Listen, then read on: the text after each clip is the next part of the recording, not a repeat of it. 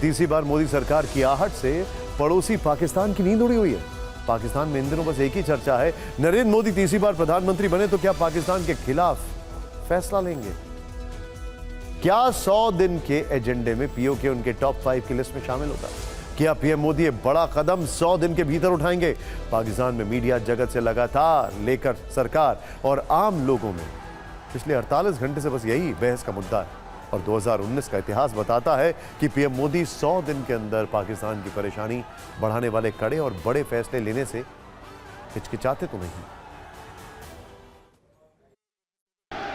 मैं नरेंद्र दामोदर दास मोदी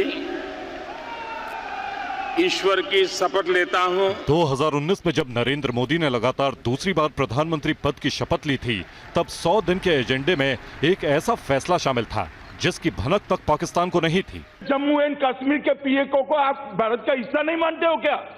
एग्रेसिव ना हो, जान दे देंगे इसके लिए। क्या बात कर रहे हो आप?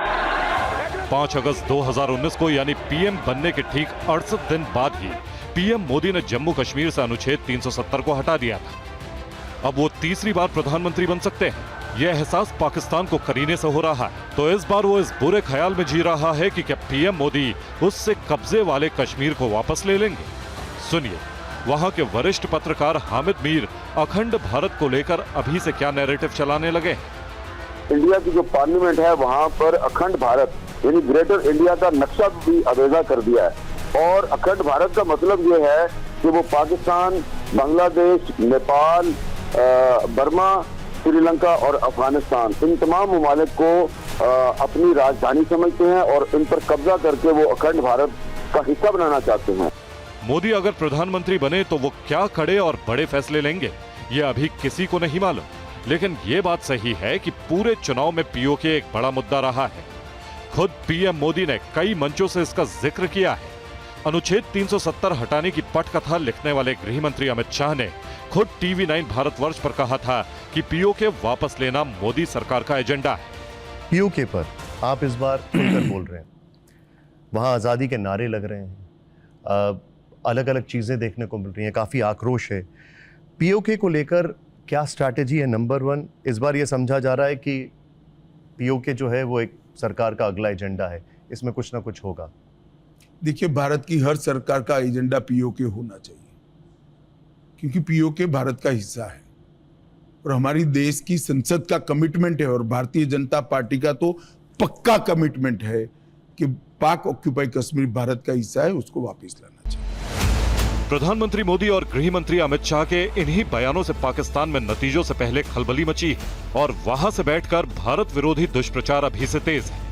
मोदी साहब जो है वो 400 सीटें लेने की क्यों कोशिश कर रहे थे? क्योंकि वो जो इंडिया का कॉन्स्टिट्यूशन है उसमें कुछ बड़ी तब्दीलियां करने चाह रही हैं।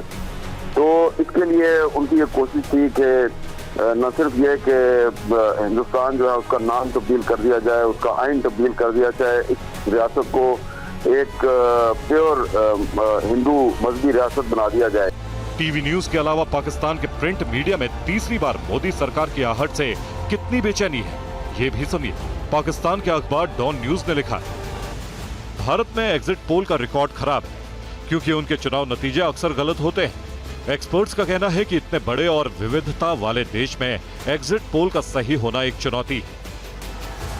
नरेंद्र मोदी अगर दिल्ली के सिंहासन पर तीसरी बार बैठे तो असल में बड़ी चुनौती का सामना पाकिस्तान को करना होगा। इसका एहसास वहां की सरकार और सेना दोनों को है। पाकिस्तान के पूर्व विदेश सचिव एजाज चौधरी ने एक टीवी चैनल पर क्या कहा, यह भी सुनिए। नरेंद्र मोदी के ट्रैक रिकॉर्ड से पता चलता है कि वो चुनावी घोषणा पत्र और दावों को लागू करते हैं। आमतौर पर उनकी जिन बातों को चुनावी भाषण कहकर खारिज किया जाता है वो उन पर ही आगे बढ़ते हैं।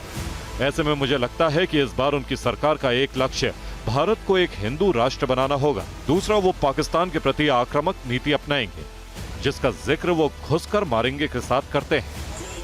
यानी पाकिस्तान को सिर्फ पीओके का डर नहीं सता रहा, बल्कि वो हिंदू राष्ट्र के साथ साथ फिर से एयर स्ट्राइक और सर्जिकल स्ट्राइक जैसे ऑपरेशंस को लेकर भी डरा हुआ है।